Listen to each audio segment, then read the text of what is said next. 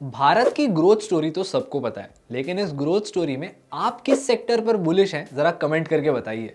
आज के वीडियो में हम डिस्कस करेंगे भारत के मैन्युफैक्चरिंग सेक्टर के बारे में और ये देखेंगे कि इस सेक्टर में आने वाले कुछ सालों में ग्रोथ देखने मिलेगी या नहीं। मैं आदित्य अयंगार आपका स्वागत करता हूं मास्टर द मार्केट में, एंजल वन की सीरीज जो यहाँ हर संडे मार्केट के सारे कॉम्प्लेक्स सवालों का सरल भाषा में जवाब देती है। लेकिन शुरुआत करने से पहले हमारे YouTube चैनल को सब्सक्राइब करना ना भूलें और बेल आइकन दबा लें ताकि आप ऐसे high value educational videos miss ना करें।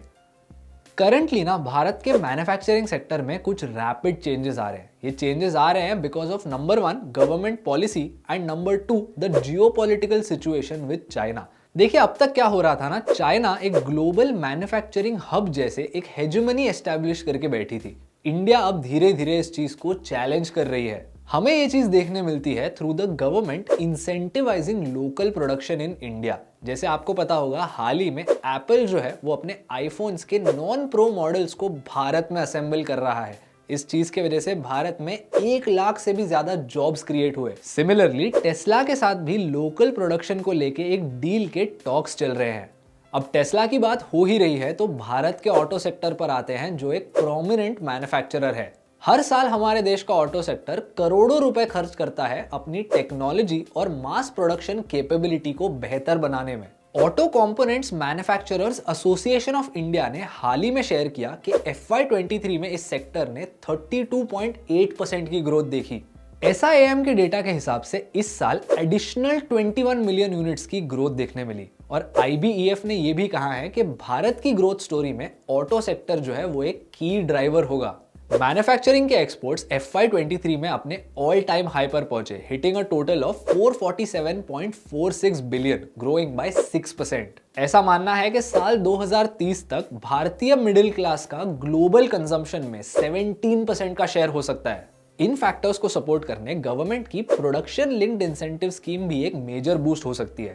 अब अगस्त 2023 के डेटा के हिसाब से S&P ग्लोबल का जो परचेसिंग मैनेजर्स इंडेक्स है वो राइज हुआ to 58.6 which indicates increased manufacturing activity in India.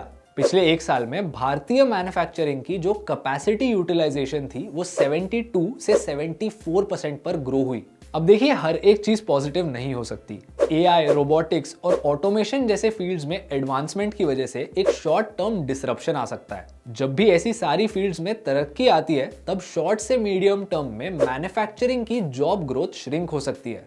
Additionally supply chain disrupting events ऐसे जो 2020 में हुए थे, जो एक सप्लाई चेन को परमानेंटली बिगाड़ सकते हैं बाय रेजिंग कॉस्ट जो नीचे नहीं आते। और जैसा कि आप जानते हैं आने वाले सालों में सस्टेनेबिलिटी एक मेजर थीम होगी मैन्युफैक्चरर्स के लिए। अब कई सारे मैन्युफैक्चरर्स हैं जिनके कार्बन फुटप्रिंट्स बहुत हाई है and they are being pressurized by governments and people worldwide to reduce this। जब एक कंपनी अपने कार्बन फुटप्रिंट को नीचे लाने की कोशिश करती है, जब वो सस्टेनेबल प्रैक्टिसेस फॉलो करती है, तब ऑब्वियसली उनके कॉस्ट ऊपर जाते हैं।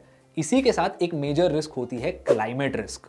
क्लाइमेट रिस्क मतलब क्लाइमेट चेंज की वजह से जब एक मैन्युफैक्चरिंग फैसिलिटी या फिर एक मैन्युफैक्चरर की सप्लाई चेन खतरे में आती है। एक बहुत ही सिंपल एग्जांपल दूं तो मान लो एक स्वेटर मैन्युफैक्चरर है, लेकिन ग्लोबल वार्मिंग की वजह से एक स्पेसिफिक रीजन में स्वेटर्स की डिमांड परमानेंटली कम हो जाती है। और अगर ये काफी नहीं था तो एक और मेजर रिस्क ये होती है कि मैन्युफैक्चरिंग सेक्टर बहुत ही ज्यादा साइक्लिकल होता है, यानी कि जब भी एक इकोनॉमी कॉन्ट्रैक्शन और एक्सपेंशन जैसे फेजेस के थ्रू गुजरती है तब ये सेक्टर भी अपने रेवेन्यू सिमिलरली चेंज होता देखता है। तो मान लो आप एज एन इन्वेस्टर अगर एक कॉन्ट्रैक्शन के जस्ट पहले इन्वेस्ट करते हो तो आपको कॉन्ट्रैक्शन के समय बड़े लॉसेस दिख सकते हैं। वैसे आपको क्या लगता है, भारत का मैन्युफैक्चरिंग सेक्टर टॉप पर आएगा या कोई और सेक्टर? कमेंट करके अपने व्यूज बताइए। और अगर आपको इस वीडियो से कुछ नया सीखने मिला तो हमारे YouTube चैनल को सब्सक्राइब कीजिए और बेल आइकन दबा लीजिए ताकि आप ऐसे हाई वैल्यू एजुकेशनल वीडियोस आगे मिस ना करें। मैं आपको मिलूंगा अगले संडे मास्टर द मार्केट में। Until then keep learning.